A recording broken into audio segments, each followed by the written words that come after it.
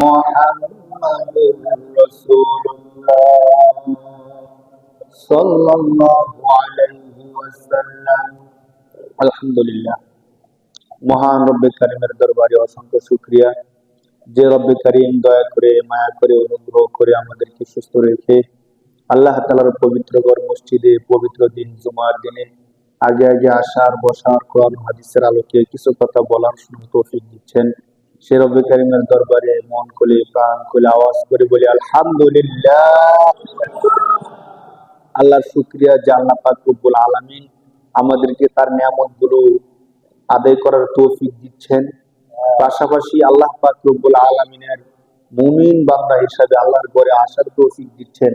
যদি কোনো একটা মুমিন সারা জীবনের শুকরিয়া আদায় করে শেষ করতে পারবে না, কারণ আল্লাহ পাক রব্বুল আলামিন আমাদেরকে মানুষ হিসেবে সৃষ্টি করছেন, এটাই আমাদের জন্য অনেক বড় রহমত, বরকত, নিয়ামত। না, একটা মানুষের ইচ্ছা শক্তি আছে, চাইলে সে কিছু একটা করতে পারে। মানুষ ছাড়া অন্য যত সৃষ্টি আছে, কোন সৃষ্টির এক্সট্রা কোনো অধিকার নাই, কোনো ইচ্ছা শক্তি নেই, চাইলে সে যা ইচ্ছা তা করতে পারে না। দেখেন, একটা ছাগল, একটা বকরি, একটা গরু, একটা মহিষ, তাকে আমরা লালন পালন করি, খাবার দাবার দিই, কিন্তু তার কি ব্যক্তিগত কোনো ইচ্ছা আছে যে আমি ইচ্ছা করে এই কাজটা করবো, ওই কাজটা করবো? কোনো ইচ্ছা নেই। মালিক চাইলে তাকে বিক্রি করে দেয়, মালিক চাইলে তাকে জবাই করে দেয়, মালিক চাইলে তাকে বাঁচায় রাখে, যা ইচ্ছা তা করতেছে। মাছ, তাদের ব্যক্তিগত কোনো ইচ্ছা নেই, মানুষ যা ইচ্ছা তা করতেছে। গাছ চাইলে কি বাঁচতে পারতেছে? চাইলে আমরা কেটে ফেলি, চাইলে আমরা বাগান বানাই, চাইলে লাকড়ি বানাই, যা ইচ্ছা তা করতেছি। একমাত্র মানুষকে আল্লাহ তাআলা বুঝার ক্ষমতা দিচ্ছেন, শিখার ক্ষমতা দিচ্ছেন, নিজে নিজে কিছু করার ক্ষমতা কাকে দিচ্ছেন? আল্লাহ মানুষকে দিচ্ছেন। আল্লাহ পাক রব্বুল আলামিন আমাদেরকে মানুষ বানাইছেন। আবার মানুষ বানানোর পরে আল্লাহ পাক রব্বুল আলামিন মুসলমান মুমিন বানাইছেন। মুমিন বানানোর পরে আবার আমাদেরকে মসজিদে আসার তৌফিক দিচ্ছেন। কতগুলো নিয়ামত আল্লাহ একসাথে দিচ্ছেন। এই জন্য আল্লাহ বলছেন, ওয়াইন তাউদ্দু নি'মাতাল্লাহি লা তুহসুহা। বান্দা, আমি আল্লাহ তোমাদেরকে কত নিয়ামত দিছি, তোমরা যদি গণনা করো, তোমরা গণে শেষ করতে পারবে না। সুবহানাল্লাহ। এই ঘোষণা কার? আল্লাহ। আল্লাহ বলতেছেন, বান্দা তুমি তো খেয়াল করতেছ না, তোমার মধ্যে আমি আল্লাহ যত নিয়ামত দিছি, যদি তুমি গণনা শুরু করে দাও। কোরআন শরীফের 14 নম্বর পারা সূরা নাহলের মধ্যে আল্লাহ বলতেছেন, বান্দা তুমি যদি গণা শুরু করো যে আল্লাহ আমাকে কি নিয়ামত দিচ্ছেন। দেখেন, আমরা যদি ছোট্ট করে গণা শুরু করি যে আল্লাহ আমাকে সুস্থ রাখছেন, একটা নিয়ামত। আজকে সকালবেলা নাস্তা খাইতে পারছি, একটা নিয়ামত। অনেকে আছে নাস্তা খাইতে পারে না, হয়তো টাকা নাই, নয়তো শরীরের সমস্যা। না, আমাকে আল্লাহ একটা বাড়ি দান করছে, অনেকে রেল স্টেশনের মধ্যে ঘুমাইতে হয়, একটা নিয়ামত। এভাবে যদি নিয়ামত গুলো গণতে থাকে একটা একটা একটা একটা করে, আল্লাহ আমাকে মানুষ বানাইছেন, চাইলে গাছপালা বানাইতে পারতেন। আল্লাহ আমাকে মুসলমান বানাইছেন, চাইলে আমাকে হিন্দু, কাফের, বৌদ্ধ বানাইতে পারতেন। আল্লাহ তাআলা আমাকে শ্রেষ্ঠ নবীর উম্মত বানাইছেন, চাইলে অন্য কোনো জমানায়ও দিতে পারতেন। এইভাবে যদি বলতে থাকি, আল্লাহ আমাকে স্ত্রী দান করছেন, চাইলে নাও দিতে পারতেন। আল্লাহ আমাকে সন্তান দিয়েছেন, চাইলে সন্তান নাও দিতে পারতেন। অনেকের তো সন্তান নাই। না, আল্লাহ তাআলা আমাকে একটা পরিবার, একটা সমাজ, একটা রাষ্ট্র দিচ্ছেন, চাইলে আমাকে অভিবাসন হিসাবে বা অন্য কোনো দেশের মধ্যে হিসাবে আমাকে দিতে পারতেন। কত নিয়ামত আল্লাহ দিয়ে রাখছেন। এইগুলো সব যদি বাদ দিই, শুধু পার্সোনালি আমার শরীরের মধ্যে আল্লাহ তাআলা যত নিয়ামত দিচ্ছেন, আমাকে আল্লাহ তাআলা দুইটা চোখ দিচ্ছেন। কয়টা চোখ দিচ্ছেন ভাই? দুইটা চোখ দিচ্ছেন। এখন কোন ব্যক্তিকে যদি আমরা বলি যে আপনার যে দুইটা চোখ আছে, দুইটা চোখ আমাকে দিয়ে দেন, আপনাকে একটা চোখের বিনিময়ে 1 কোটি টাকা দেব। দুইটা চোখের বিনিময়ে কয় কোটি? 2 কোটি। কাউকে যদি বলা হলো যে আপনার দুইটা চোখ আছে, তো আপনি একটা চোখ 1 কোটি, দুইটা চোখের দাম কয় কোটি? 2 কোটি। আমাদের কেউ কি চোখ দুইটা দিয়ে দিব মনে করেন? সে কাজ করে খায়, গার্মেন্টস এর মধ্যে কাজ করে, 10,000 টাকা বেতন, মাস শেষে বাড়ি ভাড়া দিতে কষ্ট হয়, পরিবারের খরচ চালাতে পারতেছে না, অনেক কষ্টে আছে। এমন ব্যক্তিরও যদি কেউ বলে যে আপনাকে 2 কোটি টাকা দেবো, আপনি দুইটা চোখ দিয়ে দিব, মানে অসম্ভব। 2 কোটি কেন, 10 কোটি দিলে আমি চোখ দিতে পারবো না। কারণ দুইটা চোখ দিয়ে দিলে এই দুনিয়ার সৌন্দর্য, সুন্দরভাবে চলাফেরা, কোন কিছু আর করা যাবে না। এখন দেখেন, যদি দুইটা চোখ আমরা 2 কোটি টাকা বিক্রি না করি, তাহলে আমার দুইটা চোখের দাম আছে কত? 2 কোটি। ধরে নেন 2 কোটি টাকা দিলে আমরা 2 কোটি টাকা, তো 2 কোটি টাকা আছে। দুইটা কিডনি আছে, যদি বলি দুইটা কিডনি বিক্রি করে দেন, কত দিবেন? ধরেন 10 লাখ করে, 20 লাখ দেবো। দেবো আমরা কেউ? দেবো না। তাহলে কিডনির দাম আছে, দুইটার দাম 20 লাখ টাকা। এখানে তো হলো 2 কোটি 20 লাখ। না, এবার প্রত্যেকটা অঙ্গ প্রত্যঙ্গের দাম যদি ধরেন, আপনার দুইটা পা আছে, হাঁটু পর্যন্ত পুরো না, শুধু হাঁটু পর্যন্ত দুইটা পা কেটে আমাকে দিয়ে দেন, 10 লাখ করে 20 লাখ দেবো, দিব কেউ? অসম্ভব। সে যদি সুস্থ থাকে, পাগল না হয়, মাথা নষ্ট না হয়, এই দুইটা পা কেটে দিবে না। দুইটা হাত পুরো না, শুধু এখান কনুই পর্যন্ত কাটে দিয়ে দিবেন, 10 লাখ করে 20 লাখ দেবো, দিব? এবার যদি প্রতিটা অঙ্গ প্রত্যঙ্গের দাম ধরি, 10 লাখ, 5 লাখ, কিভাবে কত লক্ষ টাকার মাল শুধু আমার শরীরের মধ্যে আল্লাহ তাআলা দিয়েছেন। এটা দিছে কে বলেন? এটা কোম্পানি বানাইছে? বলেন কোন কোম্পানি, কোন ফ্যাক্টরি, কোন মানুষ এটা বানাইছে? কোন বিজ্ঞান তৈরি করছে? তৈরি করছে কে? কে তৈরি করছে বলেন? যখন আমরা বলি যে আল্লাহ আমারে কি দিছে, তখন আল্লাহ কি রাগ করে না? যারে বান্দা আমি কি দিছি, বাড়ি গাড়ি সন্তান পরিবার সংসার সব বাদ দে, শুধু তোর শরীরের মধ্যে দেখ, এখানে তো কোটি কোটি টাকার সম্পদ। আমি যে চোখ হাত পা নাক বলছি, এগুলো কি আল্লাহ তাআলা বড় লোকের ডবল ডবল দিছে? যে চেয়ারম্যান মেম্বার এমপি সরকার, আমার চোখ দুইটা তার চোখ 8টা, এমন কোনো কিছু বেশি আছে অতিরিক্ত? অতিরিক্ত তাহলে আর খারাপ দেখা যায়। আমার চোখ দুইটা, আল্লাহ যে তার চোখ 4টা দেয়, কেমন দেখা যায় বলেন তো? আর খারাপ দেখা যাবে। আমার হাত দুইটা, যে তার হাত 3টা হয়, কেমন খারাপ দেখা যাবে না? মানুষ তারা দেখলে ভয় পাই, তারা কাছাকাছি কেউ যাবে না। তাহলে দেখেন, আল্লাহ পাক রব্বুল আলামিন দেওয়ার ক্ষেত্রে কোনো কমতি করে নাই। আমি দরিদ্র, আমি খুব কষ্ট করে চলি, আল্লাহ তাআলা আমাকে দুটো চোখ দিয়েছেন। যে এমপি মন্ত্রী, তাকেও চোখ দিয়েছেন কয়টা? দুইটা চোখ দিয়েছেন। অনেক সময় দেখা যায় তাদের থেকে আমার গরিবদের চোখগুলো আরো বেশি ভালো থাকে, ঠিক না বলেন? অল্প সময় তারা চশমা নিতে হয়, আমাদের নিতে হয় না, কথার কথা। বাকি আমরা যদি সাময়িক দরিদ্রের কারণে, টাকা পয়সা কম হওয়ার কারণে, দুর্বলতার কারণে যদি বলি যে আল্লাহ আমাকে কি দিছে, তখন আল্লাহ রাগ করে কি করে না বলে? যে বান্দা তুমি নিজের দিকে তাকায় দেখো, তোমাকে আমি কি দিছি। যে আল্লাহ আমাদেরকে এত কিছু দিলেন, কোটি কোটি টাকার সম্পত্তি শুধু আমার শরীরের মধ্যে দিলেন। আল্লাহ যদি বলেন বান্দা তোমারে তো আমি এতটুক দিছি, অন্তত দুইটা চোখ দিছিলাম, দুইটা হাত দিছিলাম, দুইটা পা দিছিলাম, বুঝার মতো ক্ষমতা দিছিলাম, সুস্থ শরীর দিছিলাম, তুমি আমাকে কি দিছো?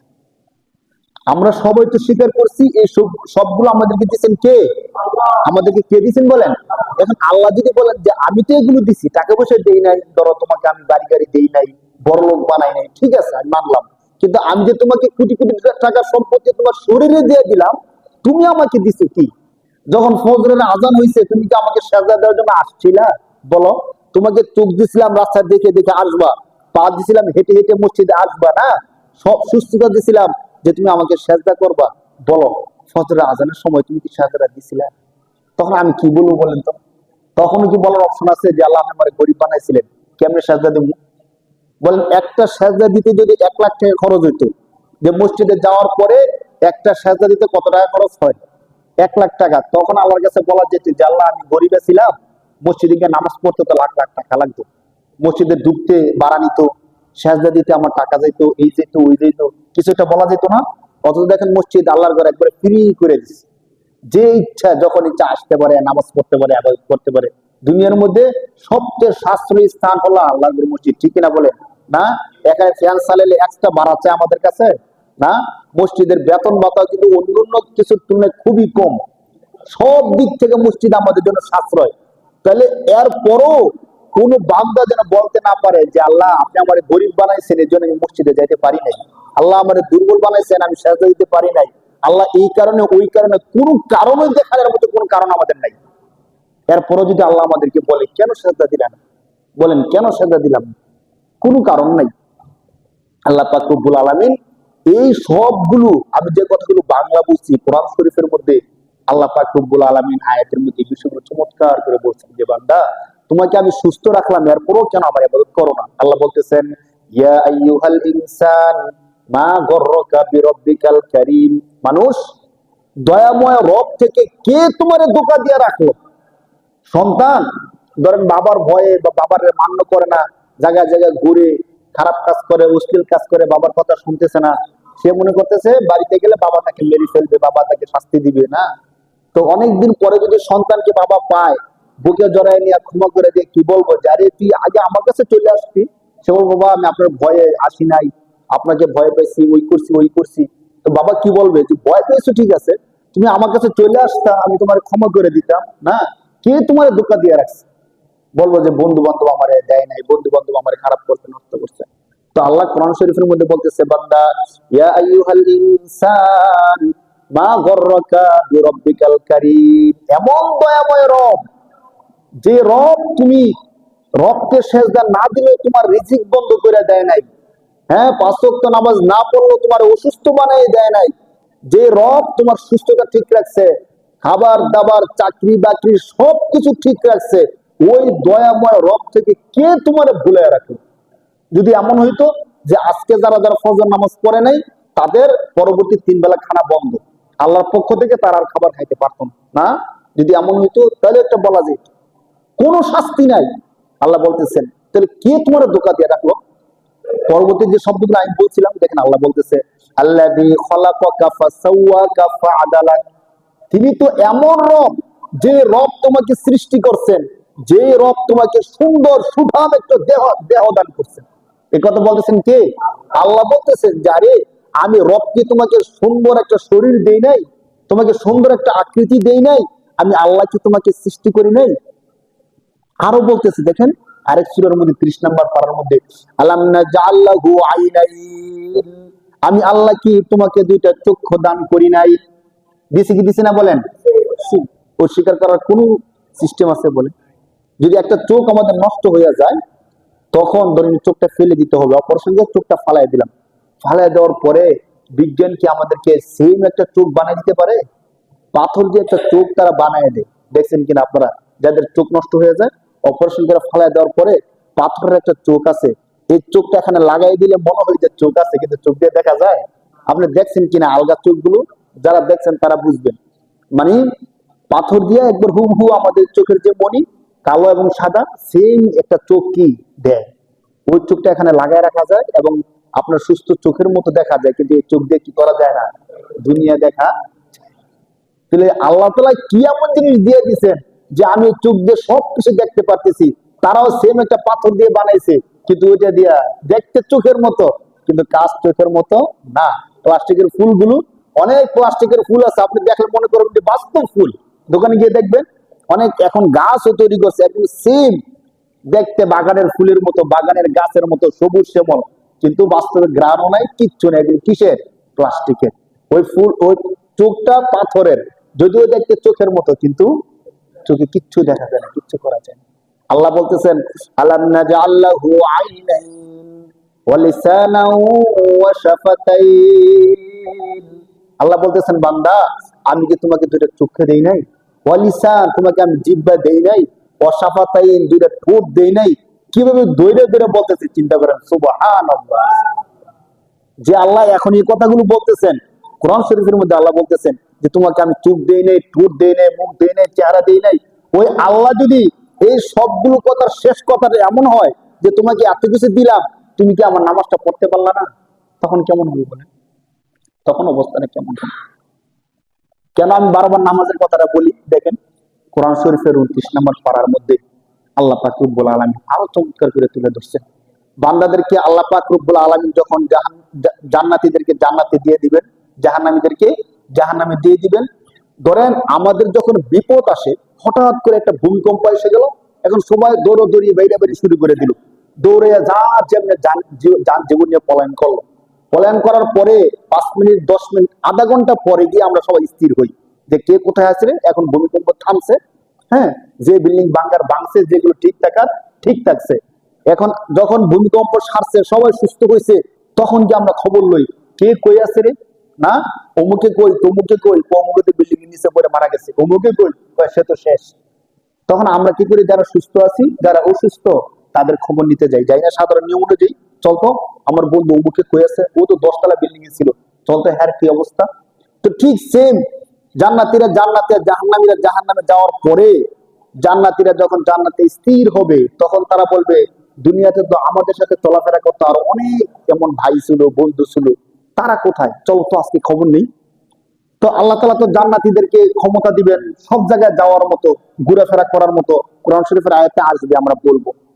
তখন পুরা জান্নাত তারা সফর করবে, ঘুরবে, খুঁজবে যে আমরা একই এলাকার মধ্যে বসবাস করছি, আব্দুর রহিম, আব্দুল করিম, তারা কইরে তাদেরকে দেখতেছি না, তো তো জান্নাত ঘুরে দেখবে না তাদেরকে, তো চিন্তা করবে আবার কোন কারণে তারা জাহান্নামে গেল কিনা, চল দেখে আসি।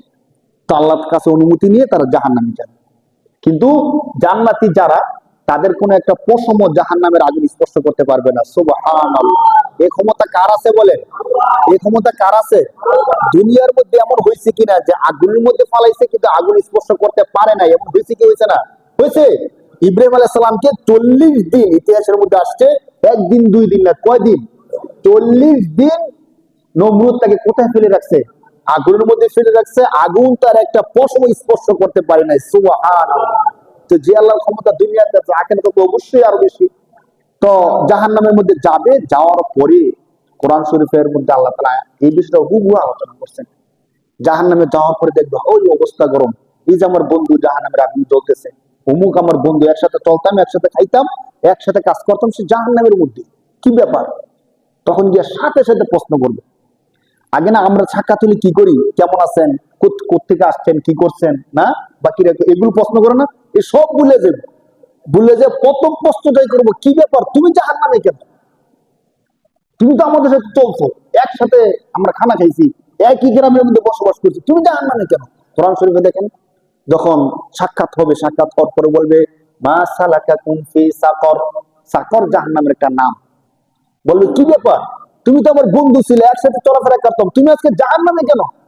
মা সালাকাকুম ফি সাকর। তখন সে যে জবাবটা দিবে, ধরো জবাব দেওয়ার ক্ষেত্রে অনেক জবাব আছে না, যে আমি তো মিথ্যা কথা বলতাম, আমি তো সুদী কারবার করতাম, আমি তো খারাপ ছিলাম, না আমি অত্যাচার করতাম, জুলুম করতাম, কত অপরাধ যদি করে মানুষ। মানুষ কিন্তু যে অপরাধ করে একটা করে না, আমরাই তো অনেকগুলো অপরাধ একসাথে করি। তাহলে এখন তাকে যখন জিজ্ঞেস করা হইলো তুমি জাহান্নামে কেন, তখন সে তো কথা বলতে বলতে যে আমি মিথ্যা বলতাম, এই করতাম, ওই করতাম, মারামারি করতাম, নামাজও পড়তাম না, রোজাও রাখতাম না, এভাবে বলবো না। না, সে প্রথম যে উত্তরটা দিবে, দেখেন, মা সালাকাকুম ফি সাকর, কি ব্যাপার তুমি আজকে জাহান্নামে কেন? ক্বালু লাম নাকু মিনাল মুসাল্লিন। সে বলবে দুনিয়ায় থাকতে আমি মুসল্লি ছিলাম না। আমি কি ছিলাম না? মুসল্লি ছিলাম না, মানে কি? নামাজ পড়তাম। মুসল্লি শব্দটা তো আমরা প্রায় বুঝি, কোরআন শরীফে এই শব্দটা আসছে, ক্বালু লাম নাকু মিনাল মুসাল্লিন। যে আমি দেখবেন আমার প্রায় কথার মধ্যে নামাজের বিষয়টা থাকে। কেন থাকে? এই জন্য যে জাহান্নামীকে যখন প্রশ্ন করা হবে তুমি কেন জাহান্নামে, সে এর উত্তরে প্রথম বলবে যে আমি মুসল্লি ছিলাম না, আমি নামাজি ছিলাম না। এর দ্বারা কি বোঝা যায়? যারা নামাজি তারা জাহান্নামে যাবে না। এর দ্বারা কি বোঝা যায় বলেন?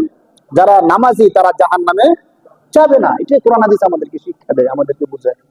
ক্বালু লাম নাকু মিনাল মুসাল্লিন ওয়া লাম নাকু নুতঈমুল মিসকিন। দ্বিতীয় নম্বরে বলবে যে আমরা দরিদ্রদেরকে খাবার খাওয়াইতাম না।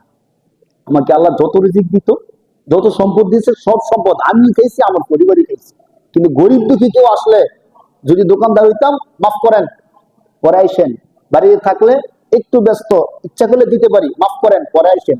মাফ করেন এটা কেমন শব্দ বলেন? আমি উচ্চ মর্যাদার, আল্লাহ তাআলা আমাকে ক্ষমতা দিয়েছে টাকা পয়সা দান করার মতো, আমি কার কাছে মাফ চাইতেছি বলেন তো? আমরা কিন্তু অনেকে খেয়াল করি না, এটা পরিবেশও হয়ে গেছে না। পরিবেশও হয়ে গেছে কেন বলেন? এক গরিব আইলে মাফ করেন। আল্লাহ, আমি তো একজন নম্র ভদ্র আদর্শ পরিবারের সন্তান, আমি একটা ভিক্ষুকের কাছে কি চাইতেছি? খেয়াল করে কেউ? মাফ করেন মানে এটা পরিবেশ মতো হয়ে গেছে, মাফ করেন মানে এখন যান, এখন দান করতে পারবো না, মানে এটা ধমক দিয়ে দিল আর কি তাকে। আর যদি বলেন ধমক না, সত্যি মাফ চাইছে, তবে মাফ চান কেন? মানে কি এমন অপরাধ করছেন মাপ চাইতেছে? আপনাকে আল্লাহ সম্পদ দিচ্ছেন, তাকে আপনি এই সম্পত্তি অল্প একটু দান করবেন না, এটাতে মাপ চাওয়ার কোনো কিছু নাই। হাদিসের মধ্যে আল্লাহ রাসূল বলছে, কেউ যদি আল্লাহর হস্তে তোমার কাছে কোনো কিছু চায়, তুমি তাকে ফিরিয়ে দিও। আল্লাহ রাসূল কি বলছে বলেন? কেউ যদি আল্লাহর হস্তে তোমার কাছে কিছু চায়, তোমার সমর্থ থাকলে তুমি তাকে ফিরিয়ে দিও, না কিছু দাও। বাকি আবার এর পরের কথাটাও বলছে, ভিক্ষাবৃত্তি আল্লাহর কাছে নিকৃষ্ট কাজ, কেউ যদি ভিক্ষাবৃত্তির কাজটা না করে। কি করে খায়? কাজ করে খায়। আল্লাহ রাসূল কাজের প্রতি অনেক বেশি উদ্বুদ্ধ করছেন। একটা বুখারী শরীফের এক হাদিসের মধ্যে আসছে, এক সাহাবী আল্লাহ রাসূলের কাছে গেছেন, গিয়ে বলতেছেন, আল্লাহ রাসূল আজকে কয়েকদিন হয়ে গেছে কোনো খাবার দাবার পাইতেছি না, আল্লাহর রাস্তে আমাকে কিছু দান দরিস করে। তো আল্লাহ রাসূল তো অবশ্যই দান দরিস করেন, সবসময় সবাইকে দেন। তো আল্লাহ রাসূল দেখছেন যে লোকটা সুস্থ, ইচ্ছা করে সে কি করে খাইতে পারে? কাজ করে খাইতে পারে। আমরা কিন্তু এগুলো খেয়াল করি না অনেক সময়। সুস্থ একজন মানুষ, তাকে একটা ভালো পরামর্শ দিলে এগুলো করি না, যদি হয়তো টাকা দিলে দিয়ে দিই, নয়তো তাকে মাফ করেন বলে দিই। তো আল্লাহ রাসূল খেয়াল করছেন যে লোকটা সুস্থ, চাইলে সে কাজ করে খাইতে পারে। আল্লাহ রাসূল বললেন, ঠিক আছে তোমাকে আমি দান করবো, কিন্তু তোমার ঘরে কিছু আছে? তো সে বলছে, আল্লাহ রাসূল আমি যে দরিদ্র মানুষ, আমার ঘরে তো তেমন কোনো কিছু নাই। তো একবারই কিছু নাই? বলছে আল্লাহ রাসূল, হাদিসের মধ্যে যে শব্দগুলো আসছে, যে আল্লাহ রাসূল আমার একটা প্লেট আছে খাবার খাওয়ার জন্য, আর ঘুমানোর জন্য একটা কম্বল আছে। তো আল্লাহ রাসূল বলছে এগুলো নিয়ে আসো, যাও। নিয়ে আসলেন। আসার পর রাসূল ওই মজলিসের মধ্যে বসা ছিলেন। আল্লাহ রাসূল সাহাবা একরামকে জিজ্ঞেস করছে, কে আছো এই 2 দিরহাম দিয়ে ক্রয় করবা? আল্লাহ রাসূলের এক সাহাবী বলছে, আল্লাহ রাসূল আমি 1 দিরহাম দিয়া। বলছে না, 2 দিরহাম দিয়ে কে ক্রয় করবা? তো আরেকজন দাঁড়াইছে, আমি 2 দিরহাম দিয়ে ক্রয় করবো। আল্লাহ রাসূল সাল্লাল্লাহু আলাইহি ওয়াসাল্লাম তাকে এগুলো দিয়ে দিলেন। 2 দিরহাম দিয়া নিয়া 1 দিরহাম দিয়ে তাকে আজকে চলার জন্য, যেহেতু কয়েকদিন যাবত সে খাবার খাইতেছে না, আজকে চলার জন্য 1 দিরহাম দিয়ে তাকে বাজার করে দিচ্ছেন। আরেক দিরহাম দিয়া আল্লাহ রাসূল কুঠার কিনা নিজের হাতে হাতল লাগাইয়া আল্লাহ রাসূল বলছে, যাও গাছ কাটো, বাজারের মধ্যে বিক্রি করো, এইভাবে তুমি তোমার সংসার চালাও। সুবহানাল্লাহ। দয়ার নবী, মায়ের নবী কাকে বলে দেখেন। কাজটা যদিও সাধারণ কাজ, কিন্তু আমাদের শিক্ষার জন্য একটা অসাধারণ কাজ হয়ে গেছে। সুবহানাল্লাহ। না, যুগে যুগে যারা সমাজপতি হবে, যারা সমাজ সেবক হবে, তাদেরকে শিক্ষা দিচ্ছেন যে তুমি তো আল্লাহ রাস্তায় দান করবা ঠিক, কিন্তু যদি পারো মানুষের কর্মসংস্থানের ব্যবস্থা করে দিও। সুবহানাল্লাহ। না, যাতে করে কোনোভাবে, আমি যাকাতের সময় বলছিলাম না যে অনেক সময় হয় কি, ধরেন আমি কয়েক লাখ টাকা জাকাত আসছে, আমি জাকাতের শাড়ি লুঙ্গি এগুলো কিনে বিতরণ করে দিলাম। তো জাকাতের লুঙ্গি শাড়ি যদি আপনি 100টাও দেন, কোন মানুষের কর্মসংস্থান ব্যবস্থা হবে বলেন? এগুলো তারা বাড়িতে গিয়ে আরো অল্প দামে বিক্রি করে দেয়। তো অনেকে আছে আবার 100 টাকা 200 টাকা করে এভাবে টাকা বিলাই বিলাই দেয়। অমুকের বাড়ির সামনে বিশাল বড় সিরিয়াল ধরে, তাহলে মানুষকে 100 টাকা 200 টাকা করে দেয়। দিলে ফায়দাটা কি? আমি যে জাকাত দিই সব মানুষ জানতে পারলো। যখন ধরেন হাজার হাজার মানুষ আমার বাড়ির সামনে এসে সিরিয়াল ধরলো, কার বাড়ির এটা? অমুক সর্দারের বাড়ি। ও আচ্ছা, ঠিক আছে। অমুকে কি দেয়? জাকাত দেয়, বিশাল বড় লম্বা সিরিয়াল লাগছে। এটা না করে আল্লাহ রাসূলের শিক্ষা যদি আমরা এইভাবে নিতাম, যে যে আমার কাছে জাকাত চাইতে আসছে, জাকাত দেওয়ার হক কিন্তু প্রথমে আমার মহল্লা, একদম ফার্স্ট হলো আমার আত্মীয় স্বজন। মানে জাকাত আমরা কাকে দিব? প্রথম কাকে দিব বলেন? আমার আত্মীয় স্বজনের মধ্যে কোনো দরিদ্র আছে কিনা, সে প্রথম হকদার। এরপর আমার প্রতিবেশী, আমার প্রতিবেশীর মধ্যে কোনো দরিদ্র আছে কিনা। যদি প্রতিবেশীর মধ্যে দরিদ্র না থাকে, আমার মহল্লার মধ্যে কোনো দরিদ্র আছে কিনা, আমার ইউনিয়নের মধ্যে কোনো দরিদ্র আছে কিনা, আমার থানার মধ্যে কোনো দরিদ্র আছে কিনা, নাই, তখন আপনি অন্য থানার মধ্যে কি করেন? এই সাহায্য সহযোগিতা করেন। তো যদি আমরা এমন করতাম, ধরেন আমার গ্রামের মধ্যে, আমার মহল্লার মধ্যে আমরা যারা সমাজ সেবক আছি, ভালো টাকা পয়সার মালিক আছি, আমরা যদি একসাথে হইয়া, যে আমার তো 5 লাখ টাকা জাকাত আসে, আপনার কত আসে? 2 লাখ টাকা জাকাত আসে, এভাবে জাকাত গুলোকে সিস্টেম করে আমাদের গ্রামের মধ্যে কারা কারা দরিদ্র আছে, ইচ্ছা করলে তারা কাজ করে খাইতে পারে। দেখেন, অনেক দরিদ্র আছে, তারা জাকাত তুলে খায়। কারা কারা আছে? যদি মহিলা হয়, তাদেরকে সেলাই মেশিনের ব্যবস্থা করে দিলাম, না? আর যদি পুরুষ হয়, তাদেরকে একটা সিএনজি, অটো বা কোনো একটা রিক্সার ব্যবস্থা করে দিলাম। এখন চিন্তা করে দেখেন, টাকাটা একটু বেশি গেল। আপনি বলবেন যে আমি তো সর্বোচ্চ একজনকে 1000 টাকা দিই, তো না, তাকে 50,000 60,000 টাকা দিয়ে ছোট্ট একটা রিক্সা কিনে দিলেন। কিনে দেওয়ার পরে এখন এই রিক্সাটা চালাইতে চালাইতে 1 বছর যখন চালাইবে, পরের বছর কি তার আর জাকাত নেওয়ার দরকার আছে বলেন? তার তো জমা দেওয়ার দরকার লাগতেছে না, নিজের রিক্সা নিজে চালা চালা খাইবো। পরের বছর এই যে লোকটা, সে কিন্তু পরের বছর আর জাকাত নেওয়ার দরকার পড়তেছে না। এর পরের বছর আবার জাকাত দিতে হইব না। এমন হইব 2 বছর 3 বছর রিক্সা চালানোর পরে সে জাকাত দিতে পারবে। সে জাকাত না দিয়ে অন্তত ফেরতটা দিতে পারবে। কি বলেন? এমন হয়ে যাবো না? তো এমন যদি প্রতি বছর আমরা 5 জনকে করে দিই, 5 বছরে 5 5 25 জন, তো একটা মহল্লার মধ্যে, একটা পাড়া মহল্লার মধ্যে দরিদ্র থাকে কয়জন? একটা মহল্লার মধ্যে কি 25 জনই দরিদ্র থাকে জাকাত খাওয়ার মতো? এমন যদি 25 জন ব্যক্তি জাকাত খাওয়ার যোগ্য ছিল, এখন তারা আর জাকাত নিতে হয় না। এইভাবে সমাজটা কেমন সুন্দর হয়ে যেত। আমাদের এই মহল্লা যেমন করছি, অন্য মহল্লা এমন করলো, সারা বাংলাদেশের সমস্ত ধনীরা এভাবে যদি হিসাব করে করে করতো, বাংলাদেশে 10 বছর 15 বছর পরে জাকাত নেওয়ার মতো লোক থাকতো বলেন? ইসলামী সমাজ তো এটাই বলে। ইসলাম আমাদেরকে, আল্লাহ রাসূল আমাদেরকে এই শিক্ষাটা দিয়েছে। কিন্তু আমরা কি করি? না, তাকে 50,000 টাকা রিক্সা কিনে দিব, সর্বোচ্চ তাকে 1,000 টাকা 2,000 টাকা দেওয়া যায়। এখন এই 2,000 টাকা দিয়ে সে বাজার করে খায়, খাওয়ার পরে 3 দিন পরে আবার আসে, কিছু দেন। এমন করে চলতেই থাকে চলতেই থাকে চলতেই থাকে, যুগ যুগ যুগ। তো আমরা যদি বুদ্ধি করে এই কাজটা করতে পারি, আমাদের জন্য উপকার হয়, সমাজের জন্য উপকার হয়। আর সৎকায়ে জারিয়া বলে যে জিনিসটা আছে, ওই জিনিসটা হয়ে যায় সারা জীবন, সে একটা কর্মসংস্থানের ব্যবস্থা হয়ে গেল। আল্লাহ তাআলা আমাদেরকে বুঝার তৌফিক দান করুক বলে আমিন। এখন আমি যে আলোচনাটা করতেছিলাম, যে ফেরেশতারা যখন তাদেরকে জাহান্নামে নিক্ষেপ করবে, বন্ধুরা যখন গিয়ে জিজ্ঞেস করবে কারণ কি তুমি জাহান্নামে আসার, সর্বপ্রথম কি বলবে বলেন? সর্বপ্রথম যে জবাবটা দিবে, ক্বালু লাম নাকু মিনাল মুসাল্লিন, আমরা আজকে জাহান্নামে আসছি, কারণ হলো আমরা মুসল্লি ছিলাম না, নামাজি ছিলাম না। আমরা কি ছিলাম না?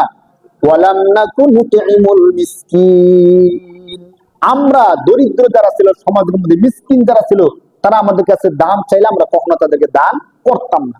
জাহান্নামীরা তিনটা কথা বলবে, জাহান্নামে আসার কারণ বলবে তিনটা। কয়টা কারণ বলবে? এক নাম্বার কারণ, লাম নাকু মিনাল মুসাল্লিন। আজকে শুধু শুনে রাখেন অন্তত, আমরা দুনিয়ার মধ্যে মুসল্লি ছিলাম না। কি ছিলাম না? ওয়ালাম নাকু নুতঈমুল মিসকিন, আমরা মিসকিনকে খাওয়াইতাম না, অর্থাৎ দান সদকা আমরা কখনোই করতাম না। ওয়া কুননা নাখুদু মাআল খাইদিন। তিন নম্বর কারণটাকে বুঝা, এটা হলো যখন কোথাও চায়ের দোকানে অথবা রাস্তাঘাটে বাজারে যদি কারো সমালোচনা করার জন্য, গীবত করার জন্য, বদনাম করার জন্য দেখতাম কেউ বদনাম করতেছে, আমি দেখতেছি, সাথে সাথে সেখানে বসে যেতাম।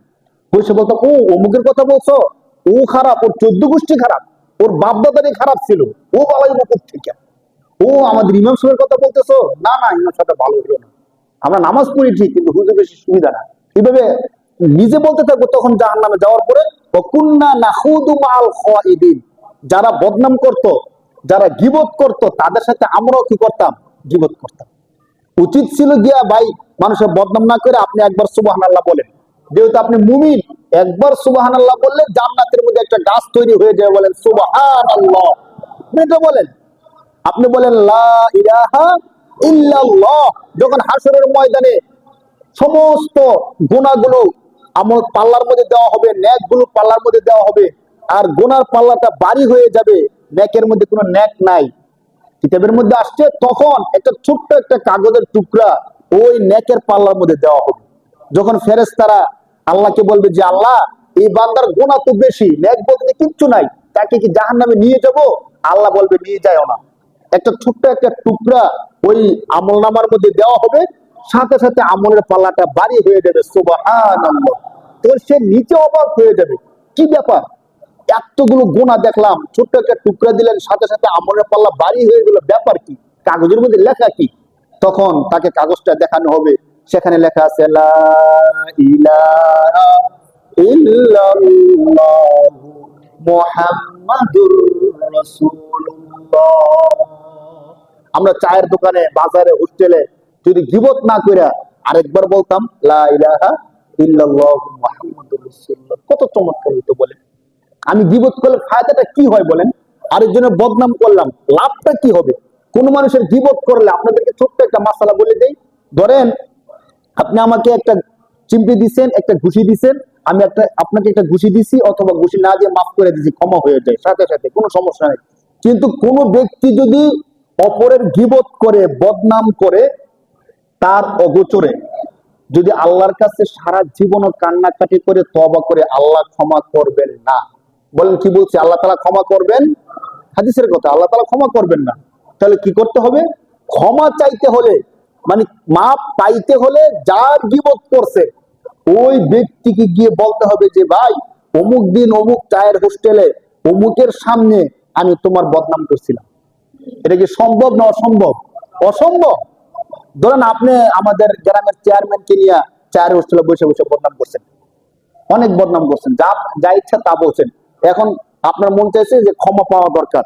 এখন আপনি কি চেয়ারম্যানের সামনে গিয়ে যে চেয়ারম্যান সাহেব, অমুক দিন আমি চায়ের হোস্টেলে বসে আপনার বদনাম করছিলাম, জীবত করছিলাম, আপনি আমাকে ক্ষমা করে দেন, এটা কি বলা সম্ভব? বলেন। আর সাহস হইতো না তার সামনে যাওয়ার। আর তার সামনে গিয়ে এগুলো বললে যে তুমি আমার এই বদনাম গুলো করো, তোমার আমি কি ক্ষতি করছি, বলবে না? বলেন। তো আমি যদি তার সামনে গিয়ে ক্ষমা চাওয়ার আমার শক্তি সাহস না থাকে, আমি তার গীবত কেন করব? কোন কারণে ধরেন ইমাম সাহেবের নামে কেউ বদনাম করছে, যে আমাদের মসজিদের ইমাম, এই কেউ চায়ের হোস্টেলে বসে বদনাম করতেছিল, সেও বদনাম করলো। এখন আপনি বলেন, পরের সপ্তাহে হুজুরের কাছে এসে বলা সম্ভব যে হুজুর, চায়ের হোস্টেলের সবাই আপনাকে নিয়ে বদনাম করতেছিল, সুযোগ পাইয়া আমিও আপনার নামে একটা বদনাম করে দিচ্ছি, এখন আমার মাফ করে দেন? এটা কি বলা সম্ভব? যে আপনি আমার মুসল্লি হইয়া আমার পিছনে নামাজ পড়া আপনি আমার বদনাম করছেন, হুজুর বলবো না? বলেন। এই ভয়ে তো হুজুরের সামনে যাবে না এটা বলার জন্য। তা আপনি যদি তার কাছে না যান, ক্ষমা না চান, আল্লাহ তো ক্ষমা করবে না। কত কঠিন জিনিস বলেন। ইমাম আবু হানিফার একটা চমৎকার গল্প এই সম্পর্কে বর্ণিত আছে। তিনি বলেন, তার সম্পর্কে যে গল্পটা লেখছে, যে এক ব্যক্তি এক এলাকার মধ্যে ইমাম আবু হানিফার নামে সবসময় গীবত করতো, বদনাম করতো। ইমাম আবু হানিফা যখন জানতে পারছে, তখন প্রতি মাসে ওই ব্যক্তির জন্য কিছু টাকা ভাতা পাঠাইতো। 100 দিনার 200 দিনার প্রতি মাসে মাসে তার নামে পাঠাইতো। তো সে চিন্তা করলো কি ব্যাপার, আমি হুজুরের নামে বদনাম করি, কিবত করি, হুজুর আমার নামে 100 দিনার, তখনকার 100 দিনের কিন্তু অনেক মূল্য। আর ইমাম আবু হানিফা ব্যবসায়ী ছিলেন, কাপড় ব্যবসায়ী, তার কোটি কোটি টাকার মালিক ছিলেন তিনি। তো আমাকে তো হুজুরের শাস্তি দিবি, অথবা কোনো না কোনো ভাবে আমার একটা ক্ষতি করবো, হুজুর তো আমার জন্য দিনের পাঠাইতে, ব্যাপার কি? তো 1 মাস 2 মাস 3 মাস পাওয়ার পরে সে চিন্তা করলো যে লোকটা এত ভালো, যে তার নামে আমি গীবত করি, বদনাম করি, আর তিনি আমার নামে টাকা পাঠায় দেয়, আমি তার আর গীবত করবো না। তখন ওই লোকটা গীবত করা বন্ধ করে দিল, হুজুরও টাকা পাঠানো বন্ধ করে দিল। এখন তো সে আরো অবাক, যে তখন গীবত করতাম আমার টাকা দিত, এখন গীবত করে না, এখন তো ডবল দিব না, এখন তো আমার টাকা দেয় না, ব্যাপার কি? পরে উনি নিজে হুজুরের কাছে গেছে, যাওয়ার পরে বললো যে হুজুর, ঘটনা তো এই, আপনি যার নামে টাকা পাঠাইতেন আমি হলাম ওই ব্যক্তি। তো হুজুর, আমি যতদিন আপনার নামে গীবত করতাম ততদিন টাকা পাঠাইতেন, যে গীবত বন্ধ করে দিলাম এখন টাকাও বন্ধ করে দিলেন, ব্যাপারটা কি? হুজুর বলতে, আরে এটা তো কঠিন কোনো কিছু না, তুমি আমার নামে গীবত করার কারণে আমার ছোটখাটো যে গুণাগুলো আছে সমস্ত গুণাগুলো তোমার কাঁধে চলে যেত। তো আমি চিন্তা করতাম যে ব্যক্তি আমার গোনাগুলো নিয়ে যায় তাকে কিছু টাকা পয়সা দেওয়া দরকার, না সে ইচ্ছে করে আমার গোনাগুলো কি করতেছে, নিয়ে যাইতেছে। তো তুমি আমার গোনা নিতে, আমি তোমার টাকা দিতাম। এখন তুমি যুবক বন্ধ করে দিচ্ছ, আমার গোনাগুলো তুমি নাও না, তুমি তোমাকে টাকা দেবো কেন? সে তো অবাক, সুবহানাল্লাহ সুবহানাল্লাহ। আমরা কি চিন্তা করতেছি চায়ের দোকানে, বাজারে, হোস্টেলে বসে আমি যার কিবত করতেছি, আমার নিজের অজান্তে তার সমস্ত গুণাগুলো আমার কাঁধে নিয়ে যেতেছে, বলেন নাউজুবিল্লাহ। যদি আমরা একটু ভাবতাম, বুঝতাম, দেশে ধরেন আপনারা বলবেন কি, হুজুর সে তো অপরাধ করছে, খারাপ কাজ করছে, এই জন্য তো আমরা তার গীবত করি। এখন আরেকটু ভাবেন তাহলে, সে ব্যক্তি ধরেন জিনাই করলো, কথার কথা জিনা করছে, অথবা সুদে টাকা লাগাইছে, অথবা বেবিচার করছে, কোনো একটা বড় মারাত্মক অপরাধ করছে, আর আপনি হোটেলে বসে বসে এগুলো বলতেছেন। এখন সে জিনা করছে, যে সুদ খাইছে, সে তো কিছু না কিছু পাইছে, পাইছে না বলেন? কিন্তু আপনি যে তার গীবত করে তার গুণাগুলো নিজের কাঁধে নিয়ে যেতেছেন, আপনি পাইছেন কি? শুধু ফাও ফাও না বলেন। আমাদের দেশীয় ভাষা বলে যে ছাগলের 3 নাম্বার বাচ্চা আছে, যে কিচ্ছুই পায় না, শুধু লাফায়।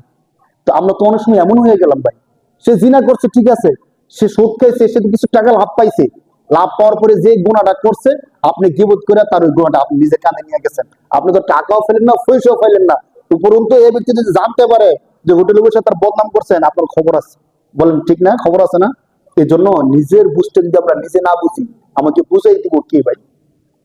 আল্লাহ পাক রব্বুল আলামিন পবিত্র কোরআন শরীফের 24 নম্বর পারার মধ্যে যারা জান্নাতে যাবে, যারা জাহান্নামে যাবে, এই দুই দল ব্যক্তির দুই রকমের অবস্থা বর্ণনা করছে। এই দুই দল ছাড়া আর কোন দল আছে আপনাদের কি মনে হয়? একদল জান্নাতি, আরেক দল জাহান্নামী, মাঝামাঝি কোন দল আছে? নাই। কোরআন শরীফের মধ্যে আল্লাহ পাক রব্বুল আলামিন এই দুই দলের বর্ণনা কত চমৎকার করে দিছে। আসেন আমরা আল্লাহ থেকে সরাসরি শুনি। আল্লাহ বলেন, وسيق الذين كفروا إلى جهنم زمرا حتى إذا جاءوها فتحت أبوابها وقال لهم خزنتها ألم يأتكم رسل منكم يتلون عليكم آيات ربكم وينذرونكم لقاء يومكم هذا। শুধু কোরআনের অনুবাদের একটু মনোযোগ দিয়ে শুনেন, আল্লাহ পাক রব্বুল আলামিন কিভাবে জান্নাতি এবং জাহান্নামীদের অবস্থাটা তুলে ধরছেন। এর বিগত সপ্তাহে, গত সপ্তাহে আমরা কতটুকু আলোচনা গেছিলাম যে একজন ব্যক্তি যখন মারা যায় তাকে আমরা বিসমিল্লাহি আলা মিল্লাতি রাসূলিল্লাহ, বিসমিল্লাহি আলা মিল্লাতি রাসূলিল্লাহ বলে কি করি? তার কবরের মধ্যে তার লাশটা রাখি। 3 জন ব্যক্তি কবর থাকে, আর উপর থেকে কয়েকজন ব্যক্তি কবরের মধ্যে তার লাশটা রাখি। কিভাবে রাখি?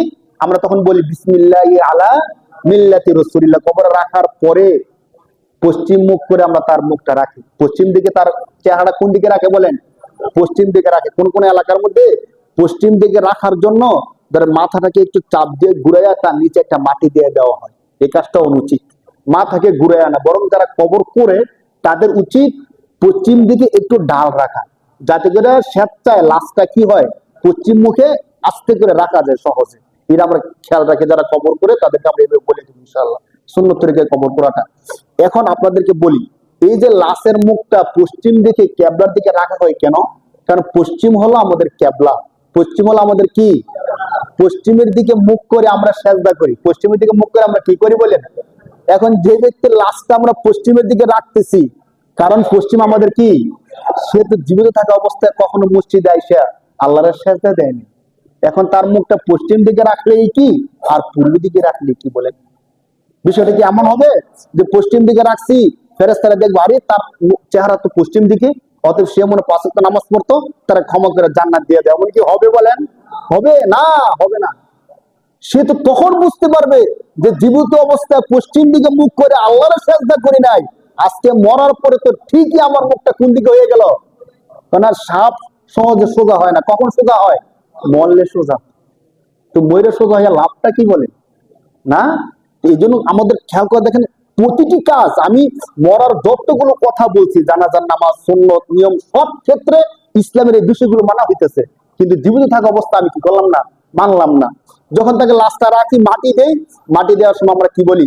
মিনহা খলাকনাকুম ওয়া ফিহা নুঈদুকুম ওয়া মিনহা নুখরিজুকুম তারাতান উখরা। যে এই মাটি থেকে আমাকে সৃষ্টি করা হয়েছে, এই মাটির মধ্যে আমাকে রাখা হয়েছে, এই মাটি থেকেই হাসরের ময়দানে আমাকে আবার উঠানো হবে। এই কথাটা বললে আমরা তাকে মাটির মধ্যে রেখে আসি।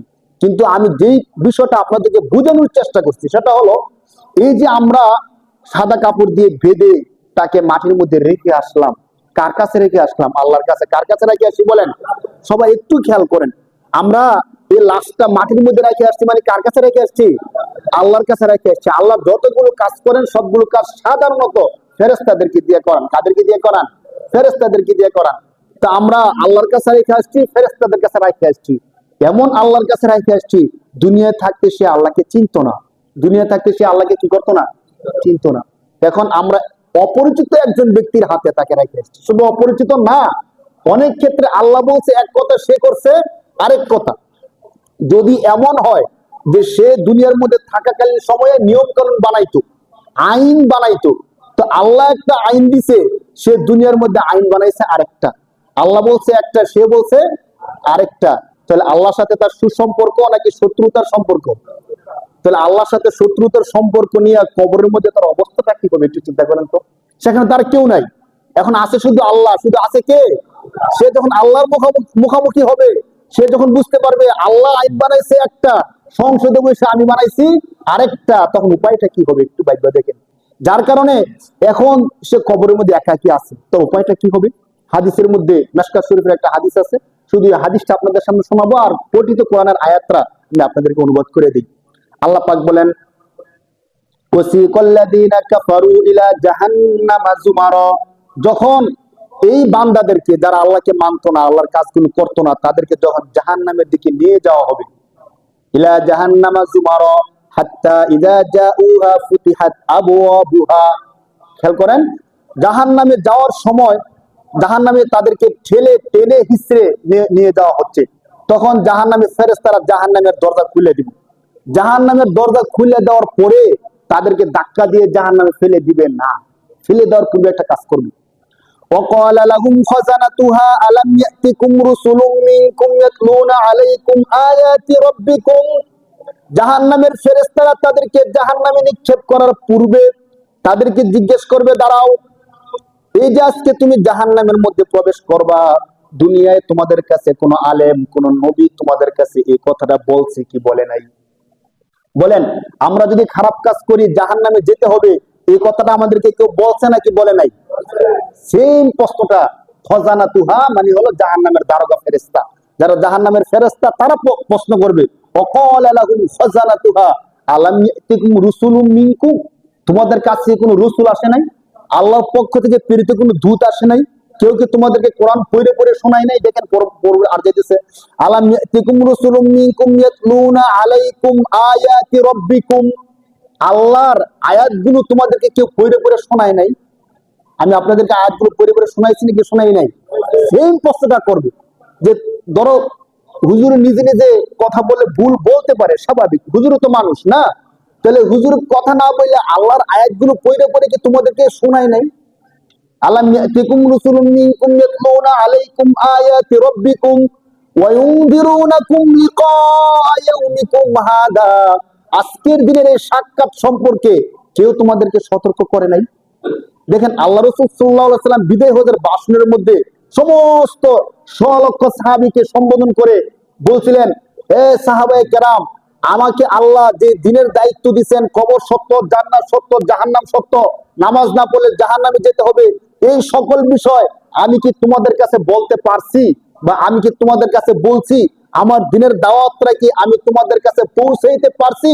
আল্লাহ রাসূল সবার সামনে বলছে, আলা হাল বাল্লাগতু, আমি কি আমার দিনের দাওয়াতটা তোমাদের কাছে পৌঁছাতে পারছি? সমস্ত সাহাবা কেরাম বলছেন, ভালা ভালা, অবশ্যই আপনি পৌঁছাইতে পারছেন। তো নবীজি এই কথা বলার দরকার কি? নবী তো পৌঁছেছে জানি, আল্লাহ দেখছেন।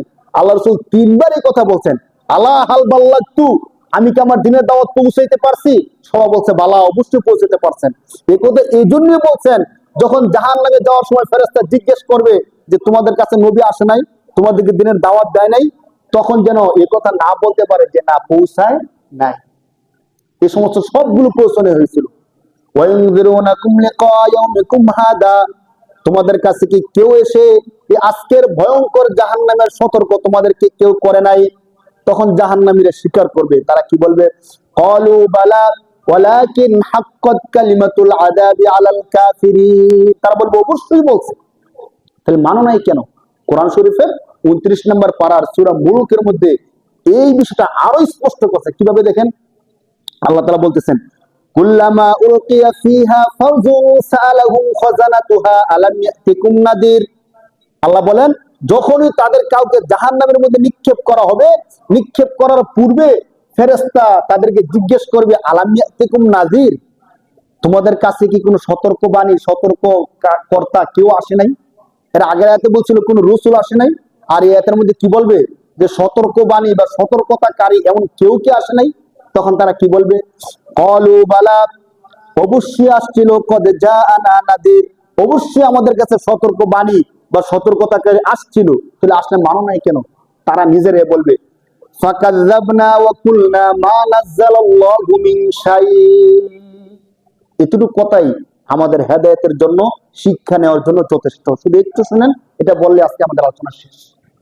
যখন তাদেরকে বলবে তোমাদের কাছে কোনো সতর্ককারী আসে নাই, তারা বলবে অবশ্যই আসছিল, তো আসলে তোমরা শুনলা না কেন, মানলা না কেন? তো মানি নাই, কারণ কি জানেন? ফাকাযাবনা, যারা আমাদেরকে সতর্ক করছিল, আমাদেরকে বুঝাইছিল, আমাদেরকে হেদায়েত করছিল, আমরা তাদেরকে মিথ্যাবাদী মনে করছিলাম। আমরা তাদেরকে কি মনে করছিলাম? মিথ্যাবাদী মনে করছিলাম। মনে করছিলাম এই কথাগুলো এমনি কয়, এগুলো সত্য কথা না, আল্লাহ দিনকে এত কঠিন করে নাই। তখন তো মিথ্যাবাদী করতো যারা কাফের, রাসূলদেরকে সরাসরি মিথ্যা প্রতিপন্ন করতো। এখন আমরা মুসলমান যারা, আমরা মিথ্যা প্রতিপন্ন করি না, এই কথাটা বলি না যে হুজুরে মিথ্যা কথা বলতেছে। আমরা কি বলি জানেন? শয়তান আমাদেরকে কি বলায়? শয়তান আমাদেরকে বলায়, আমি আপনাদেরকে বলি, দেখেন মিলে কিনা। শয়তান আমাদেরকে বলায় যে আমাদের ইমাম সাহেব যে প্রতি সপ্তাহে জুমার মধ্যে বসে বসে কথাগুলো বলে, কেন বলে?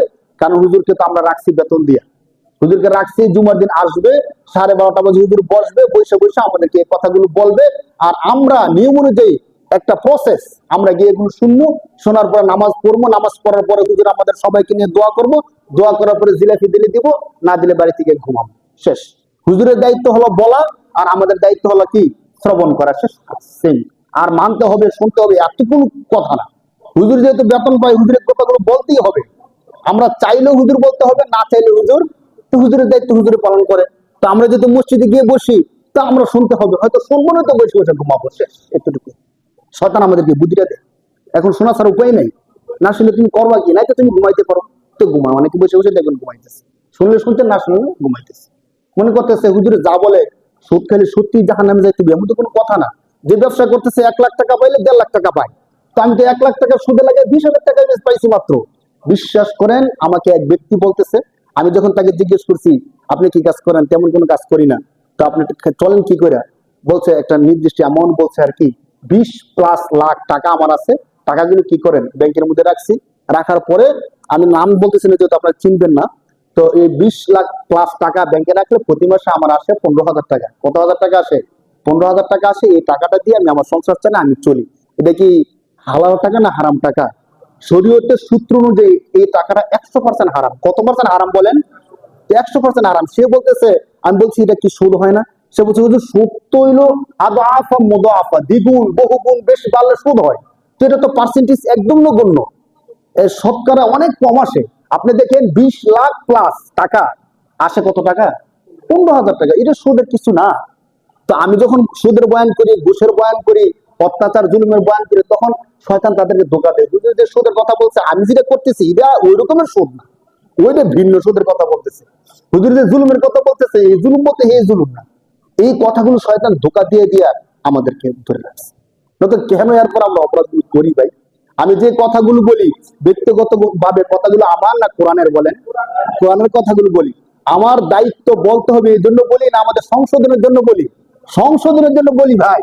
আমার দায়িত্ব থাকলেও আমি বলতাম, না থাকলেও বলতাম, কিন্তু বিশ্বাস করেন ওয়াল্লাহি আমি আল্লাহর কসম করে বলতে পারবো, আমার আশা যে আমি যদি হাসরের ময়দানে যাই, আল্লাহ যদি আমাকে ক্ষমা করে দেয়, আমার প্রত্যেকটা মুসল্লি যেন আমার সাথে জান্নাতে যেতে পারে, আমার সেই আশা আকাঙ্ক্ষা থাকে।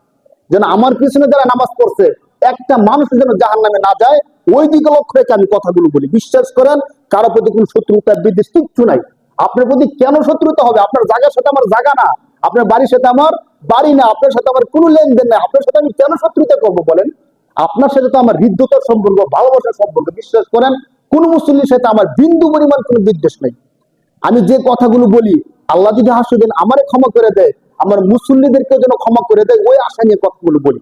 যে কোনো একটা মুসল্লিও যদি তার অন্তরে এই বিষয়টা নাড়া দেয়, হুজুর প্রতি সপ্তাহে কথাগুলো বলে, না আজকে থেকে সুদি কারবার ছেড়ে দিই, না এই সপ্তাহ থেকে দাঁড়িয়ে রাখা শুরু করে দিই, না আজকে থেকে আর নামাজ মিস দেব না, যদি কোনো একটা মুসল্লি আমার একটা কথার দ্বারা যদি এই নিয়ত করে আমল করে, সে সওয়াব পাবে, আমিও সওয়াব পাবো। হাসুরের দিন আমিও মুক্তি পেয়ে যাব, আমার প্রিয় মুসলিমটা মুক্তি পেয়ে যাবে। শুধু এই আশা আপনাদের সামনে কথাগুলো বলি, আর কোনো কিছু না। যদি আমি এখানে না কথাগুলো বলি, হয়তো অন্য জায়গায় কথাগুলো বলতাম, ঠিক না বলেন? আল্লাহ তাআলা আমাদের সবাইকে বুঝার তৌফিক দান করুক বলে আমিন। এমন ভাবে যেন চলতে পারি, আল্লাহ তাআলা আমাদেরকে ক্ষমা করে জান্নাতের মালিক যেন বানায় দেয়, সেভাবে যেন চলতে পারি, আল্লাহ তাআলা যেন তৌফিক দান করে বলে আল্লাহুম্মা আমিন। যারা সুন্নাত পড়ে নিচ্ছে তারা সুন্নাত পড়ে।